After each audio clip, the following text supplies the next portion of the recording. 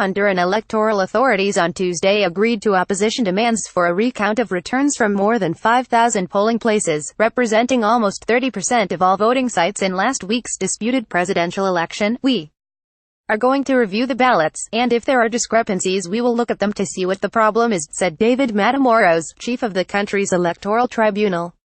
The move was a significant concession to the opposition candidacy of Salvador Nasralla, a television personality who, according to official results, finished a close second in the balloting to incumbent President Juan Orlando Hernandez. Nasralla and his backers have alleged widespread fraud and charged that the election was being stolen by electoral officials beholden to Hernandez's National Party. Critics have taken to the streets to protest since the November 26 balloting. Opponents have also derided the electoral tribunal as a tool of the incumbent president, an allegation denied by Matamoros, the tribunal president and former federal deputy of the ruling National Party. Electoral authorities have yet to declare an official winner.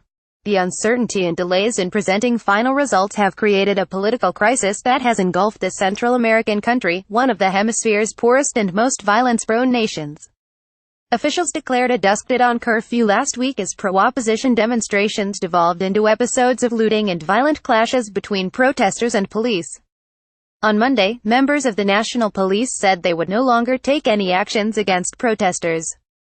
But police and army units are still patrolling the streets and the night curfew remained in place. Nasralla, the opposition standard-bearer, praised the police for rejecting the government's acts of repression and murder. "The police stoppage demonstrated the fragility of the situation," said one international observer, who requested anonymity because he was not authorized to speak publicly. Results show that with the official tally complete, Hernandez garnered 42.98% of the vote, compared with 41.38% for Nasralla, who ran under the banner of a coalition against dictatorship. Nasralla also ran largely on an anti-corruption ticket, frequently labeling the president and his party as corrupt politicians who had plundered the nation's social security system, among other allegations, charges rejected by Hernandez. On Tuesday, electoral officials invited members of the opposition to sit in on the recount of ballot boxes from 5,179 polling sites across the country. The opposition has identified tallies from those areas as having unspecified anomalies. The push for a partial recount was just one of a number of opposition demands. Nasralla has also called for a review of what he called inflated results from 3 mostly poor, pro-government provinces. In a Twitter message on Tuesday, Nasralla suggested that the Electoral Board conduct a recount of results from all of the more than 18,000 polling places. He also proposed holding a second-round runoff between himself and Hernandez. The partial recount will probably last several days, officials said.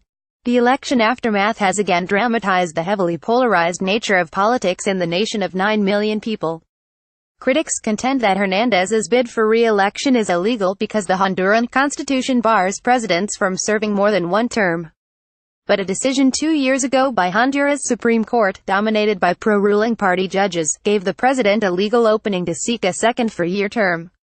The Electoral Court's decision to proceed with the review of the contested returns reflects the considerable international pressure on the government here.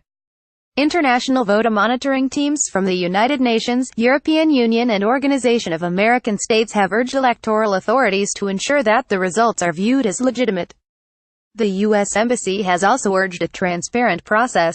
Honduras is a major U.S. ally. Hernandez and the Honduran military enjoy warm relations with Washington. In a Twitter message Tuesday, Matamoros, the electoral tribunal president, said he didn't want there to be any doubt about the results. He said national and international observers, as well as media members, would be invited to witness the partial recount, along with representatives of political parties. Caption Cecilia Sanchez of the Times Mexico City Bureau contributed to this report. Patrick.mcdonnell at lawtimes.com, Twitter at pmcdonnell at Honduras, Central America, European Union.